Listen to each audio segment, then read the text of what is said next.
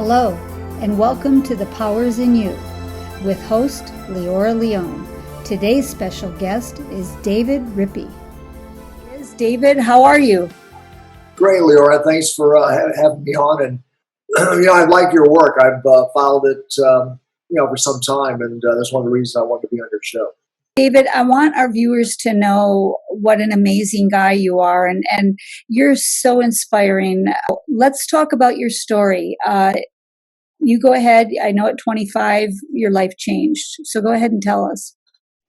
Yeah, I pretty much had a normal, kind of a Midwestern upbringing. We lived in St. Louis and Terre Haute, Indiana, Des Moines, Iowa, and Pittsburgh and some other areas. But, nothing too much out of the ordinary. Grew up playing sports, high school and some intramurals and stuff in college. And came out, graduated from Texas A&M, and then came home and took a job with a large Fortune 50 company.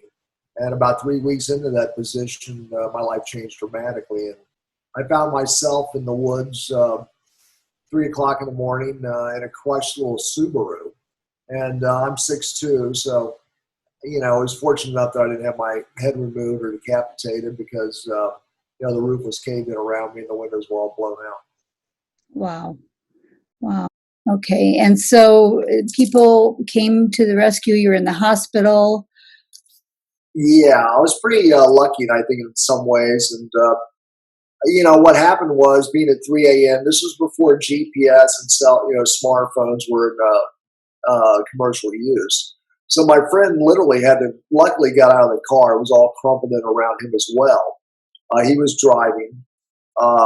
And, he hit his nose and back, wrenched a little bit, but was able to get his door open with a lot of effort and made his way up to the roadside, up the steep embankment. And fortunately was able to flag down someone. The first car, kind of whizzed by and didn't stop. And the second person was a good Samaritan and stopped. And, he drove up to the local hospital about 4 miles away. And then they had the EMTs come probably about 45 minutes into the accident. So I had some time to myself. I was totally cognizant. I knew immediately that something, very bad had happened to my spinal cord because I couldn't move anything. And that was a very rare, occurrence for most of us, not to be able to feel from the shoulders down. So, we're pretty much aware right away that something very bad had happened. So, within that 45 minutes, it was very surreal at first. And, by the time I got taken to the hospital, we had to go through the various procedures. And unfortunately, my spinal cord was trapped between the fourth and fifth vertebra in my neck. And as a result, they had to pull the neck apart to free it, to see what they assess the damage to it.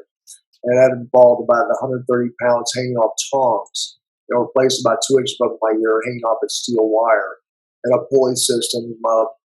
So I had to stay like that for 3 days straight. They had to leave the traction in place, which is about 130 pounds pulling on my broken neck, and this without any painkillers or anything. So it was quite an experience.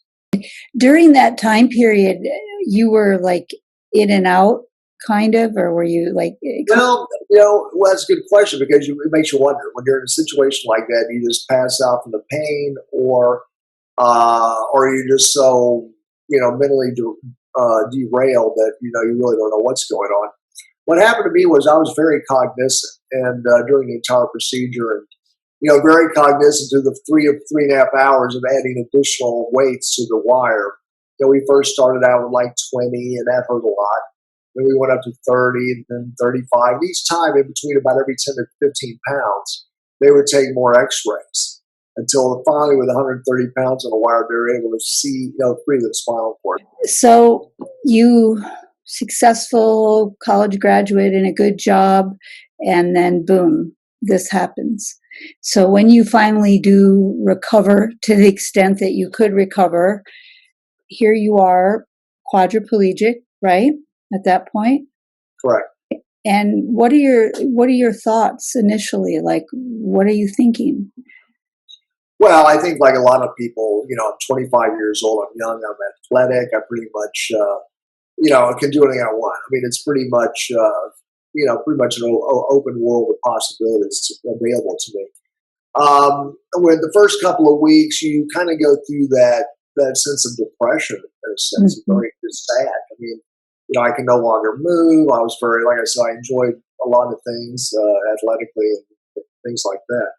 So the first couple of weeks, it's like, do I want to live like this? But you're in the hospital. What are you going to do? So after that, that was kind of the experience. Like, do I really want to go through life? I mean, my God, look at the future. What's that going to hold? You have no idea. And I had no idea really what was ahead of me. I had never taken a biology or anatomy or physiology course in college or high school. So at this point, this is all very new, just the whole health side of it. So after about 6 months, of course, the goal is to get out of the hospital. And that's what we did. And, next thing you know, you're at home. And you're sitting there in a wheelchair. It's around May. Actually, like I said, it was late October. So here I am around May. The summer's just starting. A lot of things I enjoyed, I couldn't do. I couldn't drive my 5-speed convertible anymore. I couldn't water ski, which I did a lot on weekends. It's harder to run around and see people. It's harder to go away to the shore, which is like 2 hours away. So it was that was another time. It was kind of like a little bit depressing, not enough to sink down and let it just absorb me, but be aware of it enough to say, hey, I want to change my circumstances. And that's when I started laying out goals to try to find something I could do. I mean, like I said, I had to leave my position with the Fortune 50 company because I could no longer do it. It required some mobility. So I had to look around for something else. I thought, well, what can I do? I knew, what I couldn't do. I couldn't be an astronaut. Not that I would plan on that, but I couldn't drive a truck. I couldn't be a Navy SEAL. I couldn't do a lot of things. So I kind of thought about what can I do, and decided that pursuing a career as a money manager sounded interesting. So you went into the money market. Well, I went into money management, and what we did, Leora, was that we decided to pursue that because I thought it would hold my interest. And you were successful at this for how long? For quite a while, right? I did about 17 years. Yeah, I kind of did it right when I got out 25, and then it was it was a lot of fun. Met a lot of terrific people. I worked at Merrill Lynch in the Vanguard Group, and had a lot of fun with those people and with my clients. And then we decided about 2013 that I found myself starting to get a little bit bored with money management every day. And I thought, I've learned a lot through the years. Why not try to share that with others and kind of give them an idea, kind of provide some type of guidance about, hey, things are tough, but, maybe these books can help you find your way into, a career and happiness of your choosing. So we decided to leave work and start writing some books, and that's what we did. And so you've written 3 books, right? Or more?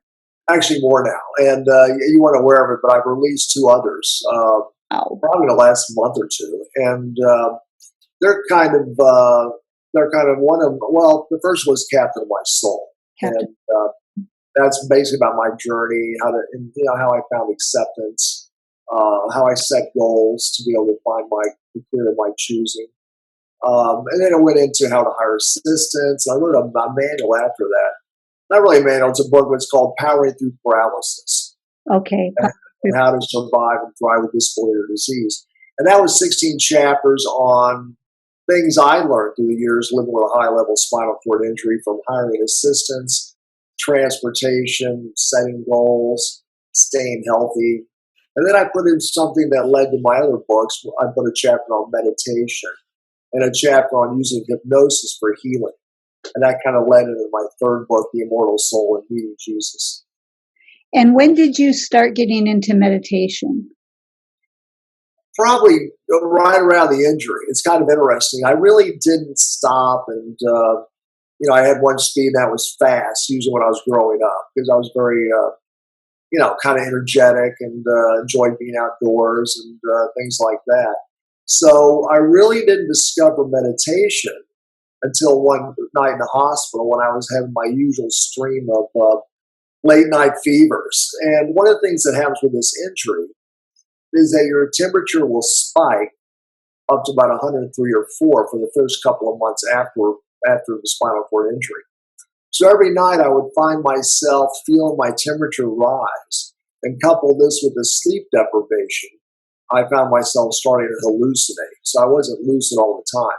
Right. So pretty much the last vestige of control I had, my mind, was starting to slip away from a combination of some pretty severe factors. It was hard to sleep at night. I had a steel ring around my head. It had about 4 1/4 inch screws kind of drilled into my skull. So that was very uncomfortable. A halo, they A call it. halo, yes, a halo. And I had that accompanying vest that goes with it. It goes all the way down to your waist. It's a hard plastic shell, and it's lined with very fluffy, fleecy cotton. It's very hot, and just wanting to know what's going to happen to me. I mean, I really didn't trust a great deal because I was kind of an independent person. So I'm taking the word of, I'm not saying I couldn't trust the doctors, but I wasn't sure if what their procedures were the best. I had no idea personally. But after the first few weeks, and you're young, and you're thinking, geez, so am I just going to get up off this table and walk away after a while? But after the weeks started rolling on and getting to that second, third week of sleep deprivation, high temperatures, that's when I hallucinated a little bit. And I found myself spinning almost on a lathe. And every night the nurse would have to come in around 7 o'clock, and they would completely cover my body with about 25 ice bags. And on top of that, they would lay an ice blanket and try to hold it back down to somewhere close to 99, 100, something like that. Right. This would go on for about 3 or 4 hours all night until they finally got it stabilized. But during that time, they would disappear for a couple hours. And at that time, my body was starting to spin. I felt my mind spinning. And then one night, I felt, I got to really do something here. I got to do something to get my control of my senses back. I don't want to, I'm not used to hallucinating. I don't particularly like it. I don't like that lack of control. Mm-hmm. So what I did was one night, for whatever reason, I visualized when they filed out a very large map of the United States in my mind. And I pictured a steam locomotive that went from the East Coast, where I lived, all the way to the West Coast, where I'd been 2 years earlier. So I had a good idea what it took to get across country, the map. So what I noticed was, after a little bit of time, my mind was matching the spinning wheels of the train, and we're going about the same speed. So when I started this visualization that just came to me, I noticed that the wheels were spinning almost like a rocket sled on rails, where it was just blazing out ahead, just crossing through Pennsylvania toward Pittsburgh very, very quickly. And then I noticed, wow, if I can slow those wheels down, I, in a sense, might be slowing my mind down as well, because they were still going at the same speed. Right. So that visualization led me to be like the conductor on the train. So I'd find myself in a train trying to slow it down, and then I'd be up real high up, looking down at the large map and seeing this, this dot with a black trail behind it going across the United States. So what I found was, the more I concentrated, visualized with creative imagery, in a sense, a meditative type trance I was finding myself in, that I could regain control of my mind, and I would feel like I could win that battle. So as I sped through Nevada into the beginnings of California, I knew I didn't have a lot of time left. I was trying to stop the train at an old vintage train station, from the late 1860s or something, that was in San Francisco. So I pulled the train up about 50 yards past and stopped it, and then ran back to the train station. And then the imagery just went away, never came back again. And that moment on, I never hallucinated again for the rest of my life. And I found that, by using creative imagery, something that just came to me out of the blue, I thought I'd write about that experience in one of my books, and how we can all use creative imagery and set goals that we can see in our mind and visualize, that way to a brighter future. That's what I try to do. Right. The question that keeps coming up in my mind is, how did you not give up? What was it that powered you through the depression? What? Well, I was lucky, and I think competitiveness more than anything else. I was competitive athletically, and I enjoyed being competitive. Right. So I thought to myself, if I can't be competitive physically, let's do something. I'm not saying I was, not trying or anything, but I didn't really put as much effort into academics as I did, after my injury. So I decided to be competitive, with various exams I would have to take for classes in graduate school later on. Series 7 license, and I wanted the highest grade in the class. So I kind of look around the room and just say, not even knowing these people, and say, what's it going to take me to get the highest grade in this class this time? Right. So I was set, got kind of like tested myself in a way. But I really didn't carry that depression very long. And I found that if we can all set some goal, whether it's just within that hour, within that day, within that week, that month, or year, and that's what I did. I said, you know what, I'd like to be a money manager. Now, I had no idea how to go about being that. We didn't know anybody in our family, our friends, or parents' friends that knew anyone that was a stockbroker or money manager. I didn't know anybody that worked in any of these companies that even did this kind of business, like Merrill, Goldman, J.P. Morgan, whatever. So that was quite a learning experience. And remember, this was kind of just at the dawning of the age of the internet. So there wasn't a lot of great websites. There was no YouTube. There's no internet in the sense that, where you can go out there and, listen to blogs about people that have done different careers as you can today. I mean, you can pretty much find anything on YouTube about any career you want. So this was all difficult. And also a lot of things were done by mail. There wasn't a lot of Gmail. I don't even think Gmail was around then. Yeah. So as a result, you would be getting hard copies of applications sent to me in the mail. So it was a lot different world than it was, now. I mean, today with Kindle, we can read books. Back then, I had a page turner. I had to use a mouse stick and things like that. Right. Yeah. In our last talk, I saw you using that piece of equipment. I think kind of what I'm talking about too is people always say, "Oh, you're so strong," and I'm a teacher, as are you. I'm a writer, as are you. We both have kind of like this thing where we're trying to expand the public's mind to tell them how they can tap into it. But what the question is really is, how are we different than the normal Joe? And I've come to the conclusion that it is our spirit's destiny, our dharma. So you have to, that drive that you have, the drive that I have to overcome. Some people just don't have it. And well, that's a good point, Leora. And I think that some challenges are great. I mean, there's a lot of people with much greater challenges than I have. I mean, there's people living my same disability, but they're blind also, or something, or right. They have hearing, or they have head trauma. I mean, there's a lot of serious things out there. So I was lucky in that sense. But I do find that and I think this is the most important thing, I think if we can we all have innate divine abilities. I mean, we all have that hidden somewhere deep within us. And I got to say, outside of a competitive nature in athletics early on, I didn't have, a huge understanding of even who I was. Mm-hmm. I don't think until we really learn who we are. And I think we can learn that through, meditation, going inside, trying to sit outside ourselves objectively and view ourselves. And until we do that and grow in knowledge, and I can't say back, that I thought I knew a lot, getting a job with Merrill and everything else, but it wasn't until years later that I realized I really didn't know that much. And that just came later on with, the exploration of Edgar Casey and Dr. Michael Newton and Dolores Cannon, and, just those that have kind of laid out, and then Cinder Masters, and those that have laid out a path. So I would encourage anyone that's facing trauma or having a challenge in their life, I would look at setting small goals, write them down, try to accomplish those. And then instead of maybe watching that Netflix movie, that comedy, maybe watch a movie or read up on Edgar Casey, read up on, some of the ascended masters from Buddha to Jesus to Robin, etc., Confucius, and kind of learn what they said.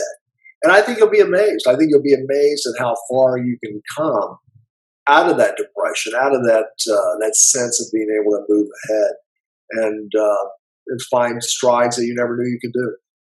Just don't stop. Just take those little steps. Fine-tune your little goals within a larger goal to realize your ultimate goal. I think that will help people a lot. I think a lot of people look at that big goal and think, how am I going to get there? But they're not thinking about the steps they have to take to get there. And, you even look like what Dr. Martin Luther King said. He said faith is taking that first step, even when you don't see the whole staircase. So don't be afraid to take that step and just plan ahead so the steps don't fall out from under you. Right. Now that's beautiful. One step at a time. So, David, where can people get in touch with you or see your everything about you? I'd say probably the best place is probably to go to davidrippy.com. There'll be there's books on there that will show you how to get to them on Amazon and Barnes and Noble, and when I have time, I put the latest podcasts under news and media and things like that. So they're either going to be on YouTube or they'll be on my website. So I'd say davidrippy.com is your best bet. But to add to that is I also took the liberty of putting on 14 guided meditations, which are free. So just go to the website, look under guided meditations. They're on there from everything from migraines to chronic pain to anxiety, stress, quite a few topics to help out others. Perfect. Thank you so much. Stay tuned for part 2 of David Rippy's amazing story.